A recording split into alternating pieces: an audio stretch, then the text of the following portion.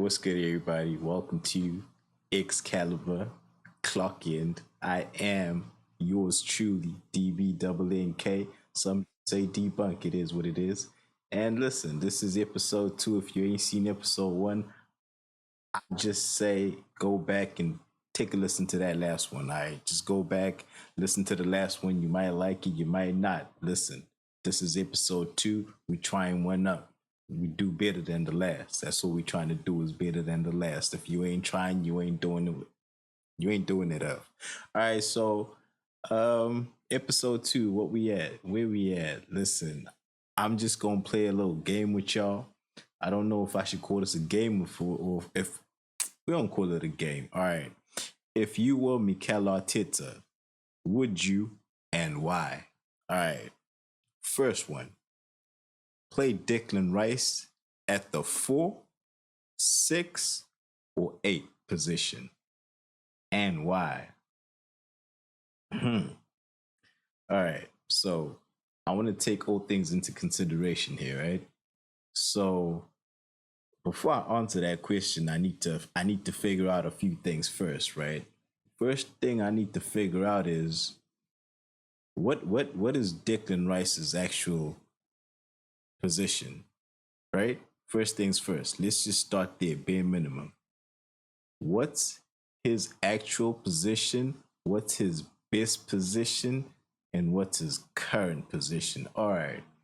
So, what's his actual position? I think Declan Rice started off as a center back. All right.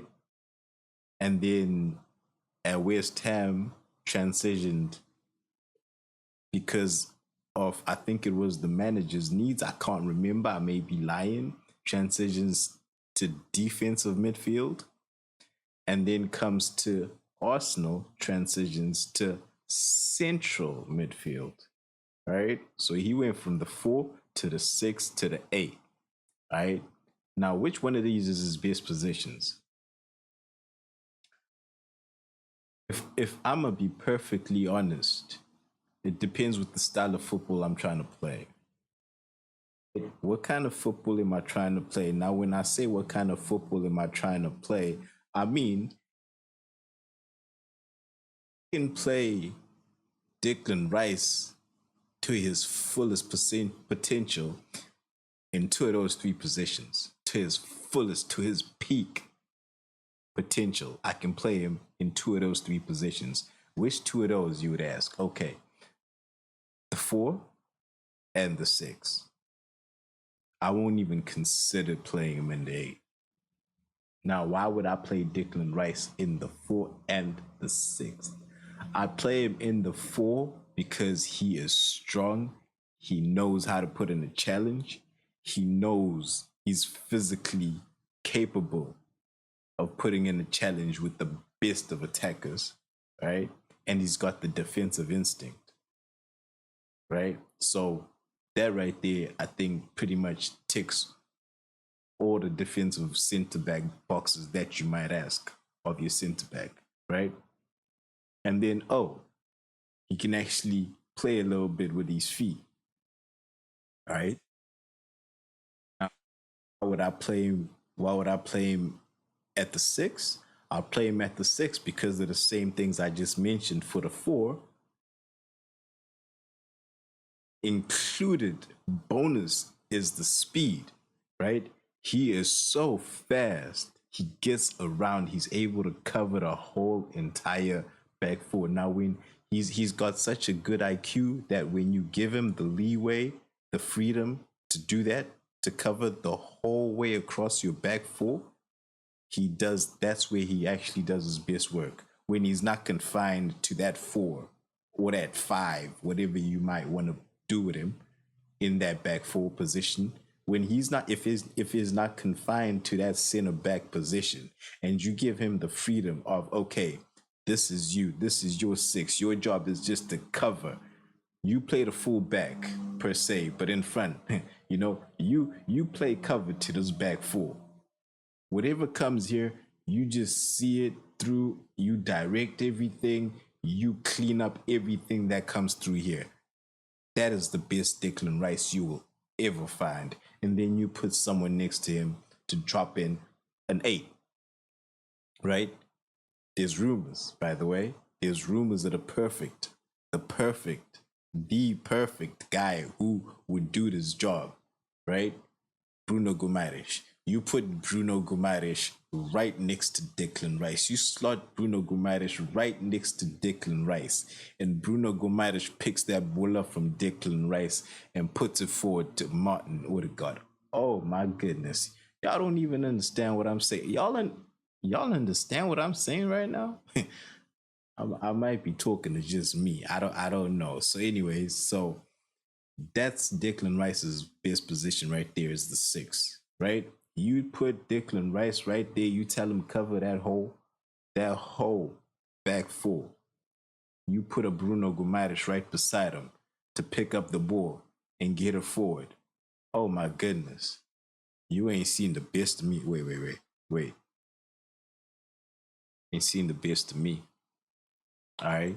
That's what I'm saying. That's Declan Rice at his peak. That's why I'd play him at the 6 if I could get a Bruno Guimaraes. Andre Beta. If I could get a Bruno Guimaraes at Arsenal Football Club, I will play Declan Rice at the 6. Hell, even without a Bruno Guimaraes, I'm playing Declan Rice at the 6 because I'm not putting him at the bench after paying 105 million, knowing that he's good enough to play in my 6. You see, here begs the question, like, why is it that Mikel Arteta would rather play Declan Rice in the 8 and Thomas Partey in the 6 and play Thomas Partey in the 8 and Declan Rice in the 6? Why not play it like that? Why not play Declan Rice in the 6 and Thomas Partey in the 8, but Thomas Partey drops and picks the ball up and puts it forward? Like, why is that not an option? Like, that's something I've always wondered myself, and I've always thought to myself, how come that's not an option? Like, I personally, I don't get that. I don't get why it's not an option. That should be an option. That has to be an option. Why isn't it an option? All right. So, yeah, for me, that's Declan Rice's best position. Why would you? Would you? And why?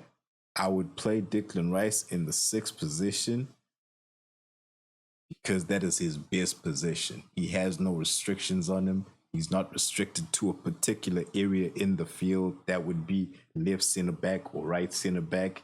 He has those chains taken off him. He's got like a freedom of just flowing across the back 4, the entire back 4. And then he has someone right there to take the burden off the ball playing off of him and just pick the ball up and take it forward once he's done the cleanup. He's the cleanup. He's the cleanup.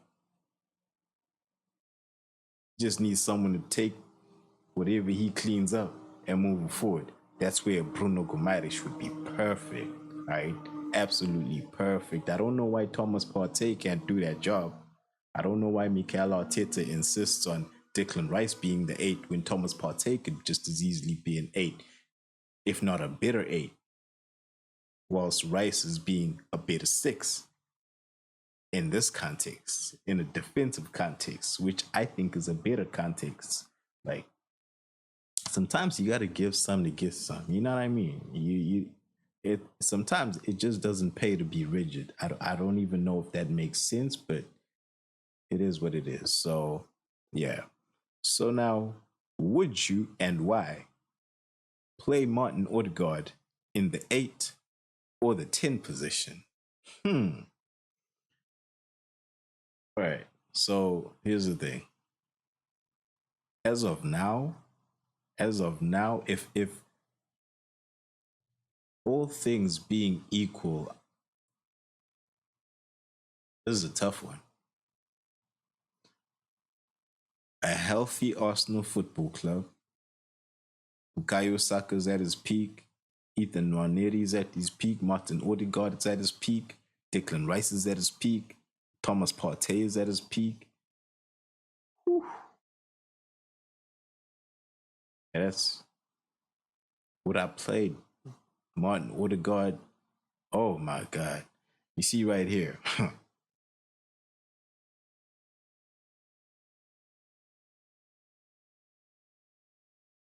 This is where people start to dislike me. Because at that point,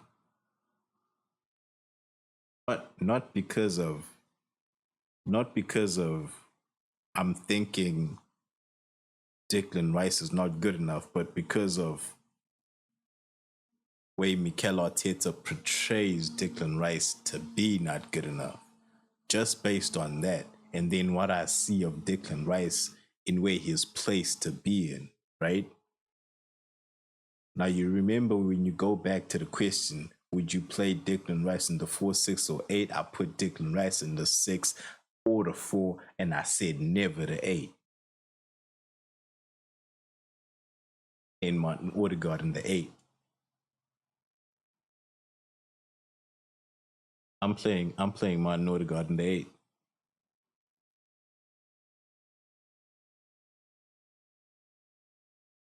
Right? And here it is now. That's that's that's not even a shade on anyone. Because look here. After I put Odegaard in the 8, Declan Rice goes to the 6.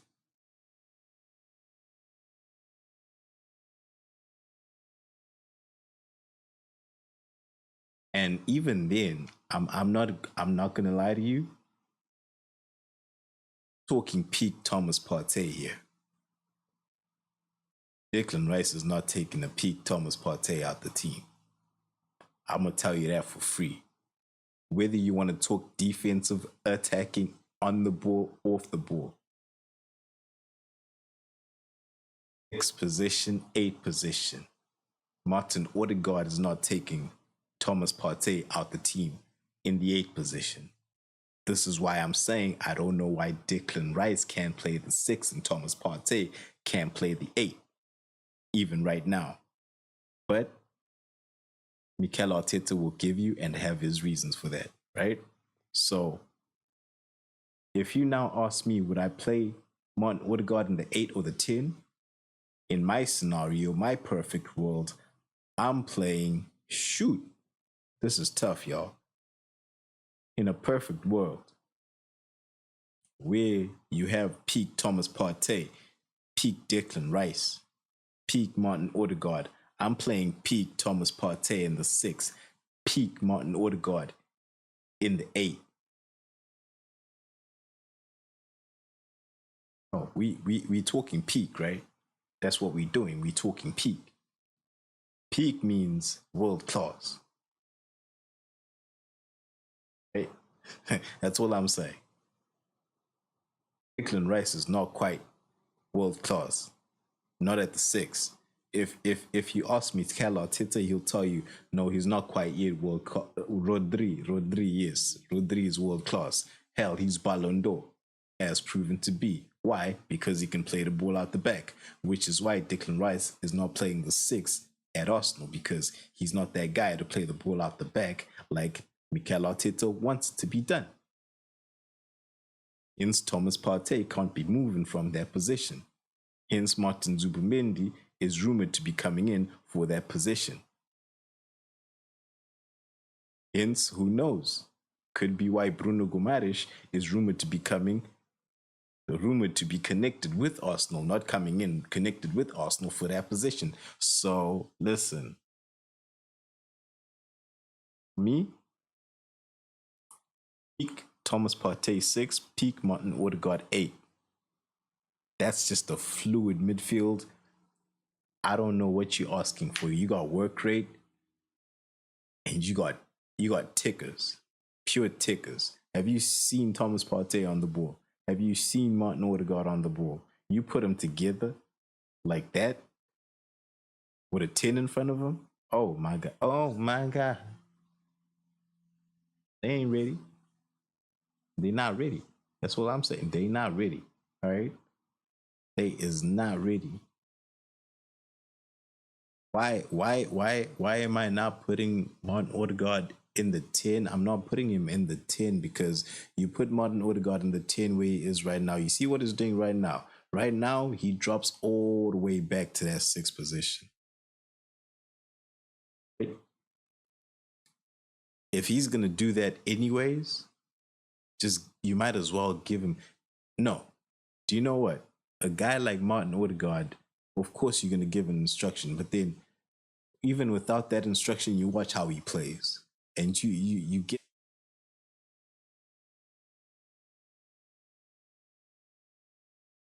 he will do what needs to be done. What needs to be done. So if you need your team to play in such a way that Martin Odegaard plays as an eight, he will give you a number eight's performance. The problem is right now he's just being told, okay, Martin Odegaard, we need to press, and we gonna press like life depends on it. So goodness gracious, he hunts that ball down. He's a hawk, ball hawk. Hey, he's literally all over the central midfield position. In position, making that sometimes he's not in a position to make that final ball. So yeah, that's that's that's that. That's that. After that, would you and why sell, start, or cut wages and bench Kai Havertz? My God.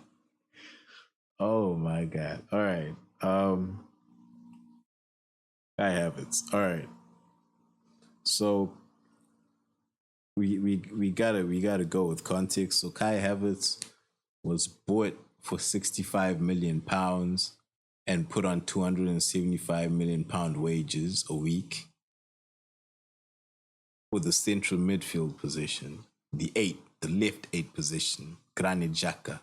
All right. So Kai Havertz comes in from Chelsea, £65 million, 275,000 wages a week, eight starting position, cannot make things work in that position, ends up in the center forward position, has you still wondering if indeed he is worth the money you paid for him, and not just the money you paid for him, but the money you continue to pay him. 275,000 pounds. My mistake. All right. So at that point, you start to think, all right,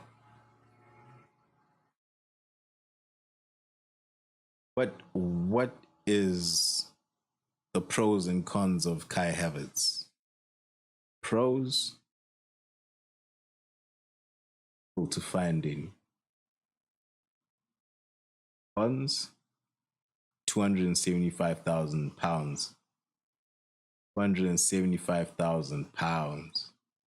£275,000 a week wages for a guy who's not an automatic starter.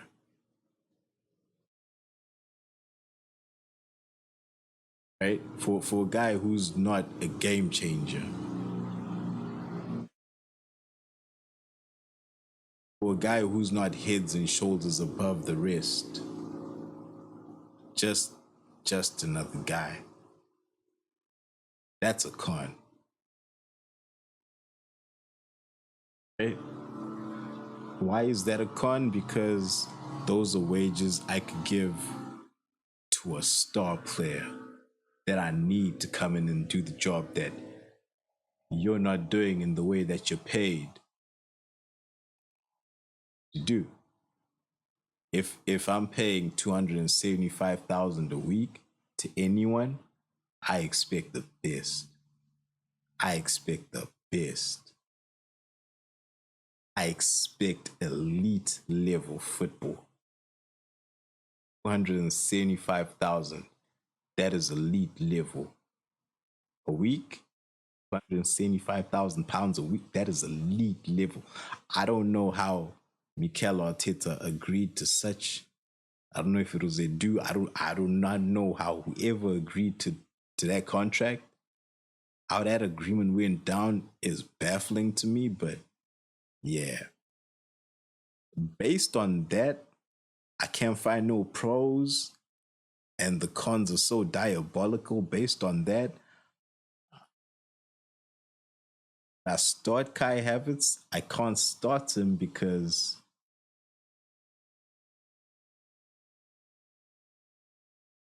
he's not my best case scenario. He is not the standard of footballer that I'm putting in my first 11. Best case scenario, right? Based on that, I'm not starting him, right? It's different if you ask me, am I starting Haaland? I'm thinking, okay, Haaland, Isak, as a coin toss. Okay, I'll start Haaland, you know? With Havertz, is like, are you starting what position? What position are you putting Havertz in first of all? Center forward or eight? You're not putting him in the eight ahead of Bruno Guimaraes,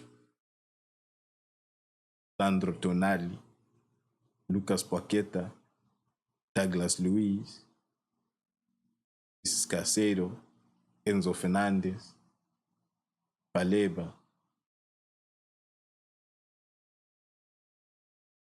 Oh boy at Villa, what's his name? What's his name? The kid that's running through everybody, young Ramsey, running through everybody. What's his homie's name? At Aston Villa. I forget the kid's name. But yeah, Havertz is not better than all these guys I just named. So if he's not better, if he can't start on a handful, like if you can't name one team in the top six right now where Kai Havertz can get in that central midfield position, why am I paying him £275,000 a week? If you can't, is he getting in Man City ahead of Haaland? No. Mamouche? No. Okay. At Liverpool, is he getting in the starting lineup ahead of Jota? No. There's no Gakpo. No. You go to Newcastle ahead of Isak? No. Go to Man United? Who knows? Maybe he could go. I said top six. Jesus Christ, this is embarrassing. Chelsea. I'm sorry, I don't know why I brought up Man United. Would he get in ahead of Nick Jackson? No, he wouldn't get in ahead of Nick Jackson. Would Kai Havertz get in ahead of Nick Jackson? Hell no, hell no. I wouldn't start Kai Havertz ahead of Nick Jackson. That would be crazy. That would be diabolical, bro. Don't even do that. That's disrespectful. Why you disrespect Nick Jackson like that? Y'all disrespectful mofos. All right, so you look at Brighton Hove Albion. You wouldn't start Kai Havertz ahead of Danny Welbeck, and he's coming off bench past couple games. I don't know if he was injured or what, but you know what I mean. That's what I'm saying, right? You look at who else? Who else is there? See, I'm just rattling teams off now. Who else is there?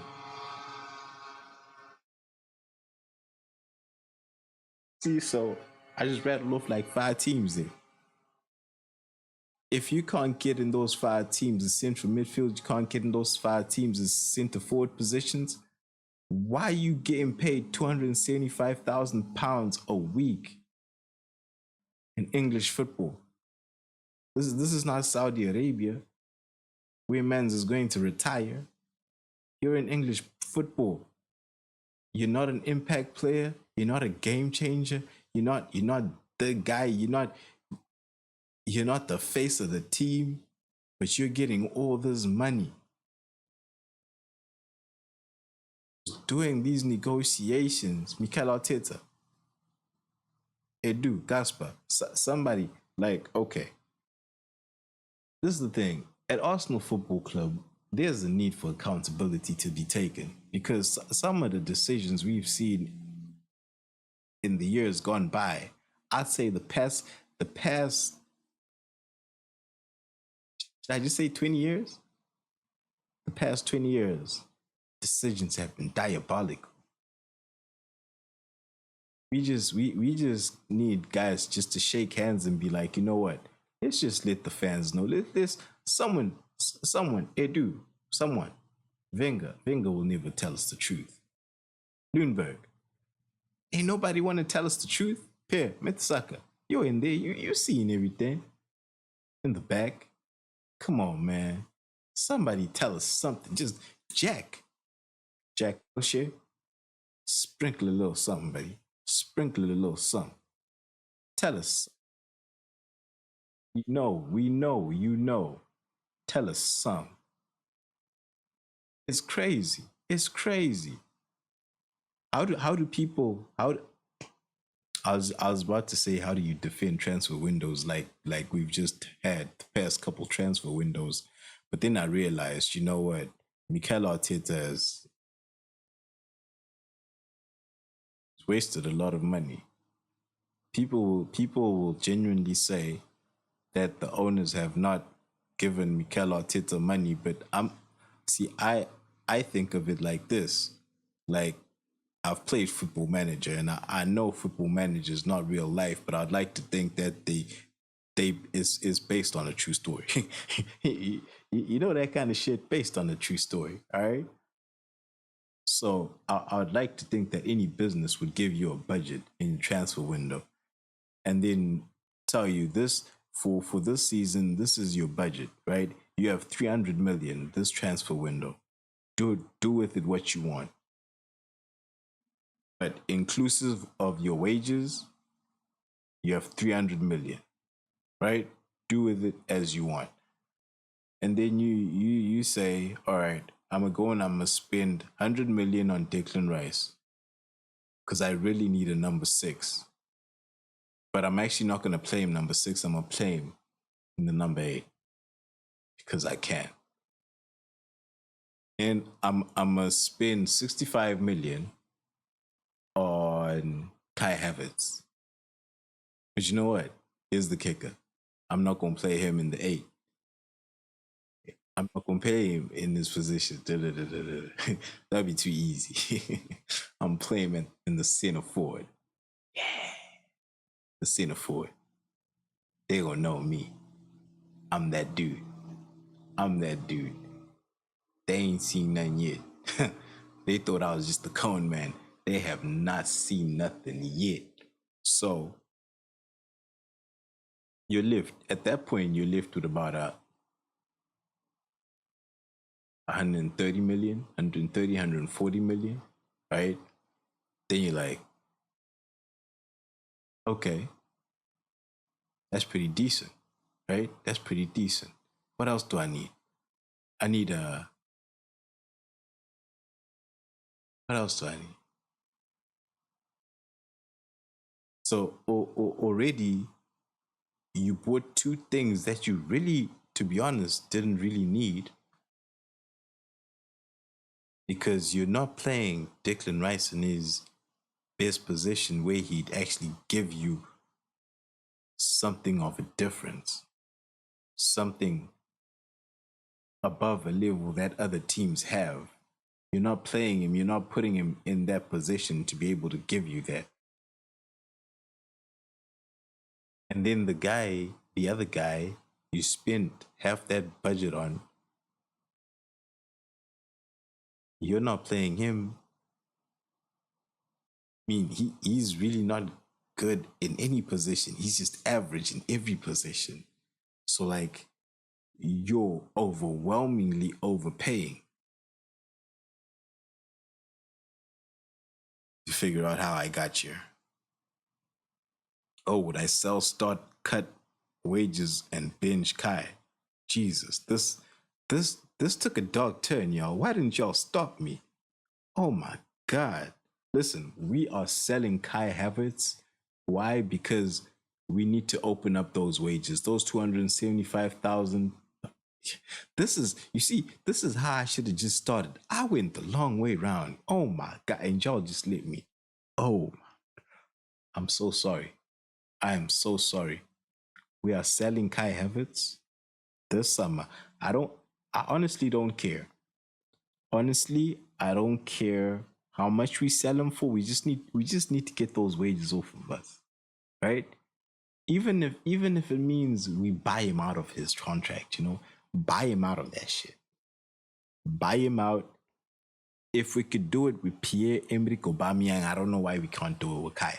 Matter of fact, I don't know why we can't come to an agreement with Kai since we're in such good books with Kai. I don't know why we can't come to an agreement with Kai that he takes lesser wages so we can just sell him off to a different club. We sell him back to Bayer Leverkusen, right? Just take less wages. Why are you mad? We've taken care of you up until this far. You've robbed us, bro. You've robbed us up until this far. So would it actually be taking an L for you just to take a reduction on your wages and go to a different club so we can open up wages for an actual star, superstar, for Isak type player, for Victor Gyökeres type player, clock, huh? For a Victor Osimhen type player, huh? Need to open up those wages, bro. And you're actually holding up those wages. If we're gonna be honest, just saying, if we're gonna be honest,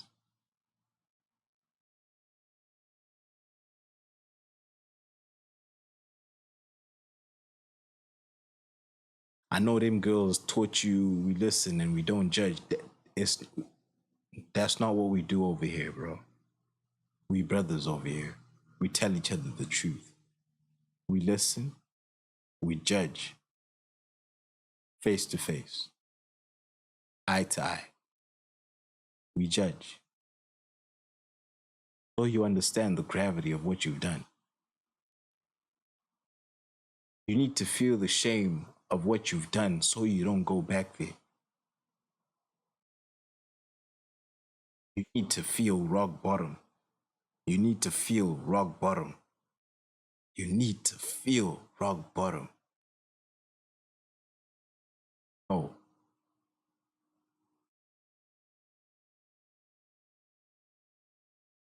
you want to go back there.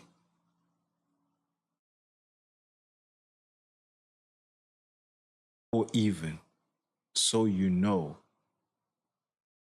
when there comes a time that you get so high and they try to break you down and you start falling, you know you've been there before and you can get right back up. But either way, we tell each other the truth eye to eye. Reg, brother, you're a disgrace right now. Get your shit together. Take a pay cut and leave. Kai Havertz. Start Timber or Rice. I'm sorry, start Timber or White at right back. This one for me is pretty straightforward. I mean, Julian Timber, that boy is different. That boy is different, and that's no shade to Ben White because he's been injured as well, and he's just coming back. But listen, when Julian Timber came back from an ACL tier, ACL reconstruction tier, if they reconstructed it, but it was definitely a tear, ACL tear. When he came back, that boy looked like he had not missed a beat. Ben White comes back from what was it, a hamstring injury? I can't remember what it was. He comes back and this dude, they running by him. They are running by him like, yo.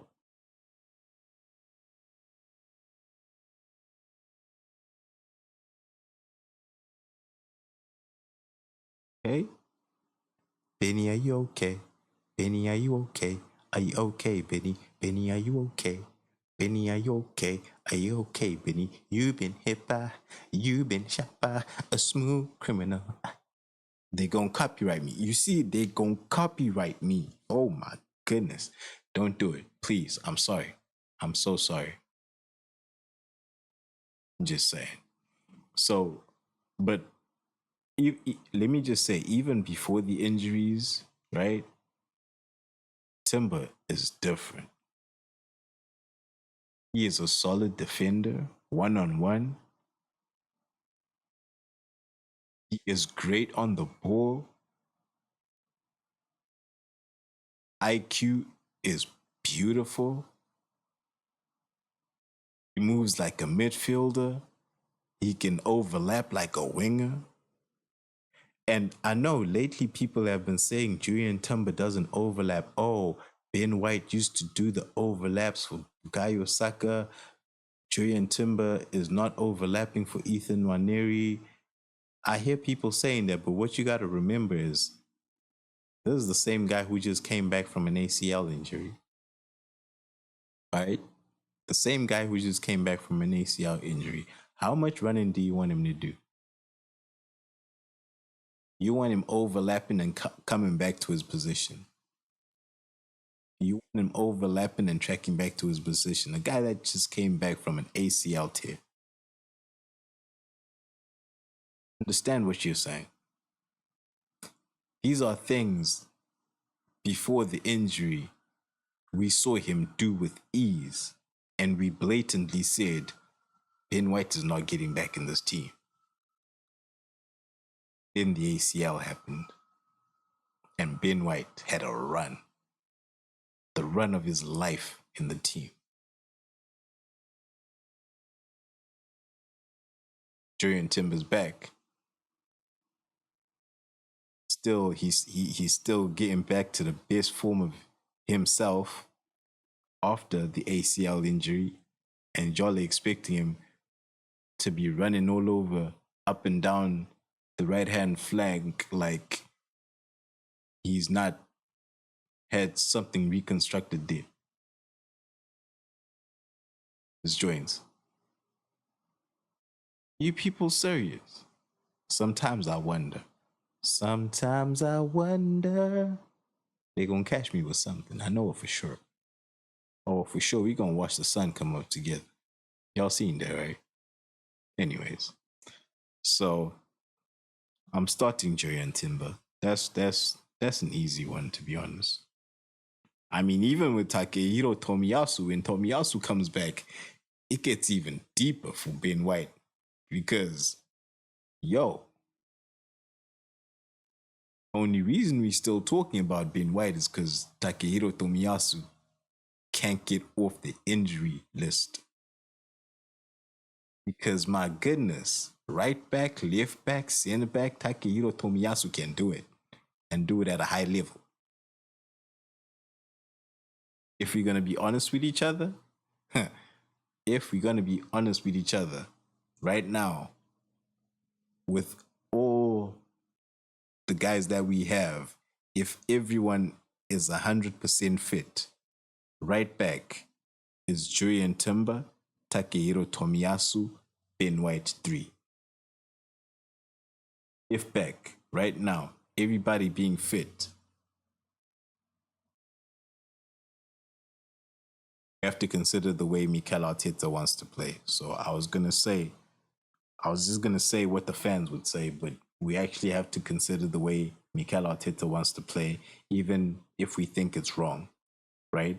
But given how Mikel Arteta wants to play football, Miles Lewis Skelly is one.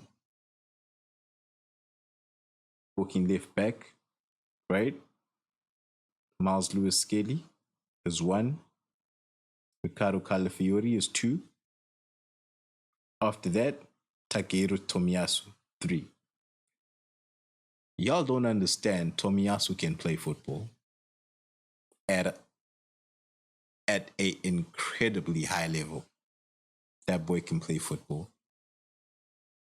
It's just so sad he can't get off the injury list. Now, would you and why? By Isaac, Gyökeres, or Cisco? Isaac, Gyökeres, or Cisco? Would you and why? By Isaac, Gyökeres, or Cisco? Okay. Now, I have to, I have to, actually, I have to take into context how much are Newcastle willing to sell him for? Let's start there. Right now, they're not in the Champions League positions, right? And we're talking about the summer. So they're not in the Champions League positions. They're not in the Europa League position right now. So Xander Isak want to play in the Conference League next season?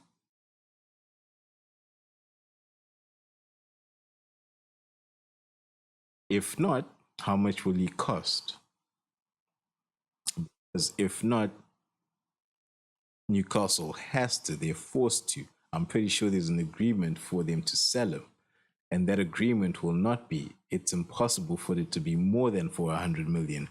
I do not believe that if Newcastle finish outside any European places that are, let's say, I do not believe that if Newcastle finish seventh position, yes, seventh position, Alexander Isak will want to stay at Newcastle. Therefore, I don't think that in this summer, Newcastle finished seventh. I don't think, which they currently are, by the way. I think they're seventh right now, if I'm not mistaken. I could be mistaken, but I don't think I am. With that said, I do not think that Alexander Isak would look at a seventh place finish, and think to himself, I want to stay at this football club. I do not think so. I don't. I could be wrong, but I don't. With that said, I don't think he'll cost more than £100 million. I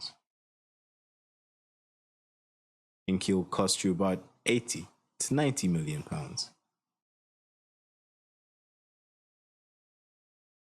That's what I think. He might push you past £90 million because a couple other clubs may be pushing it with you, trying to buy him. But at that point, it'll be up to him. Where does he want to go? If he says, this is where Arsenal Football Club have to get there, let's assume Newcastle Football Club finish seventh, right? At that point, I expect Arsenal Football Club to say, you know what, Newcastle, here's £85 million. We want Alexander Isak. What are you saying? And at that point, I expect Isak to look at Newcastle like,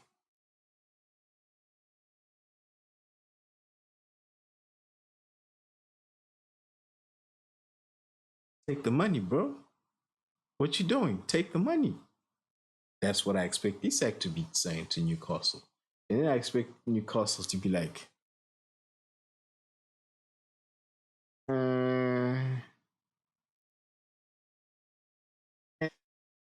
I don't know, maybe. And then if Arsenal are really serious, they'll be like, okay, we understand Newcastle. This is your star man. Or maybe another ambitious club.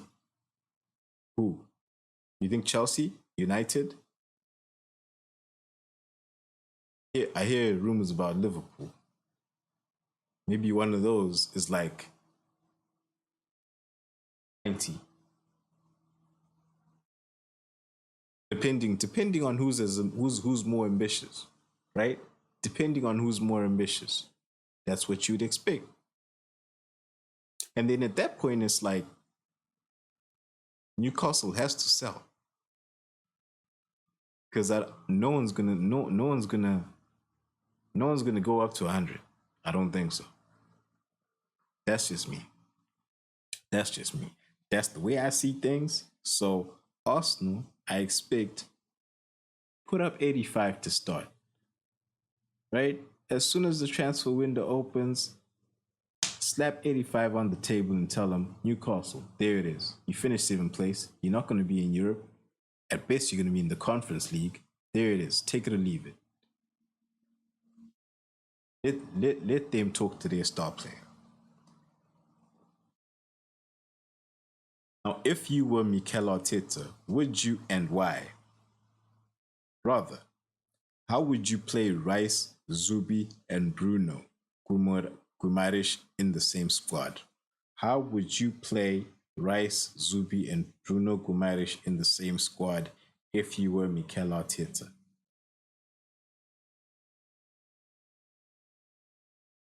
This is interesting. If I was Mikel Arteta, how would I play these guys in the same squad? In the same squad, I'm gonna be honest. I think Man Zubimendi, is it Martin? Zubimendi. Let's just stick with Zubimendi. I don't know. It could be Martin. I'm not sure now.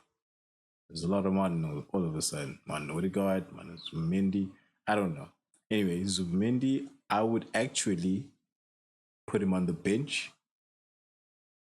Yeah, put him on the bench. I would have Declan Rice in my 6 and Bruno Guimaraes in my 8. They would play a pivot. One is moving like a piston. You know how you got those machines, one with the short piston, one with the longer piston. Bruno Guimaraes is the longer piston, the central midfielder. Declan Rice is the shorter piston, you know? And they just working in that pivot. They just working. It's an engine. I don't know if y'all understand it. It is what it is. That's all I'm saying. So Zubimendi would be on the bench, coming in off the bench for Declan Rice, I suppose, or Bruno Guimaraes, depending on the situation, what's necessary at that point in time. Declan Rice would be at the 6 and Bruno Guimaraes would be at the 8. Yeah, that'd be me. And finally, would you play MLS at left back or central midfield? Would you play Miles Lewis Skelly at left back or central midfield? I'm gonna be honest. Shout out to Miles Lewis Skelly for that England call up. He's gonna start at left back for England. He's gonna get his cap. Believe that. Believe that. With that said, will you want to leave that left back position? Having been called up for England, would Miles Lewis Skelly want to leave, move out of left back position? If I'm Miles Lewis Skelly, I'm not in a hurry to leave left back. Things are going well right now, right? I'm going to see what happens at Arsenal. I'm first choice in this position right now at Arsenal. So, as much as I may think of myself as a central midfielder, Ainsley Maitland-Niles, ain't that ironic? Miles Lewis Skelly, Ainsley Maitland-Niles. Wow. If I'm Miles Lewis Skelly, I consider myself a central midfielder, but I'm at Arsenal Football Club and I am the first choice left back in the Mikel Arteta system. And I think back, I just thought of Ainsley Maitland-Niles and it just hurt me. Because if you think of Ainsley Maitland-Niles at his best, literally see Miles Lewis Skelly.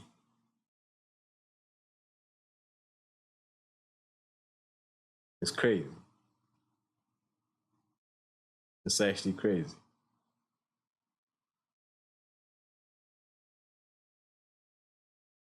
Literally, it just hit me. Like, literally, it just hit me. It's so crazy. Anyways, so I'm Miles Lewis Skelly. I'm first choice left back. I'm ahead of a £40 million signing. Riccardo Calafiori. I'm ahead of a £40 million signing. Italian international. Right? I'm 17 years old. I just got an England call up for left back. I'll play left back for now, bro. Until a time comes where England is not calling me up for left back, I'm gonna play left back for now. Until a time Mikel Arteta is not calling me up to start at left back, I'm gonna play left back, bro. Play left back. I'm Miles Lewis Skelly, I'm gonna play left back. It's working. If it ain't broke, don't fix it. Right? If it ain't broke, don't fix it. I thought I was the best striker in the world, but I was probably a much better defender. You know? What you think you are and what someone knows you are best at is two different things. You got central defenders out here. They'll tell you they're the best strikers in the world.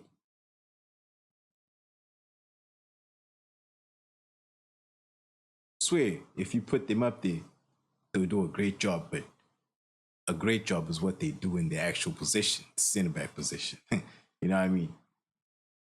So, and to be honest, let's not hate on Miles Lewis Skelly. That boy is bad. You see him inverting into that midfield position, you're like, okay, you gain a little more experience, a little more strength, a little more knowledge, fill that 8 position. But right now, you're at a good position to just introduce yourself to English football. And you've done it at a spectacular level to a point that Thomas Tuchel has recognized you and calls you up. So if it ain't broke, don't fix it. Keep doing what you're doing. Left back is what it is. Excalibur Clock End, episode 2. For my OG DBNK, please leave a like, comment, let's grow the community, subscribe. Peace, y'all.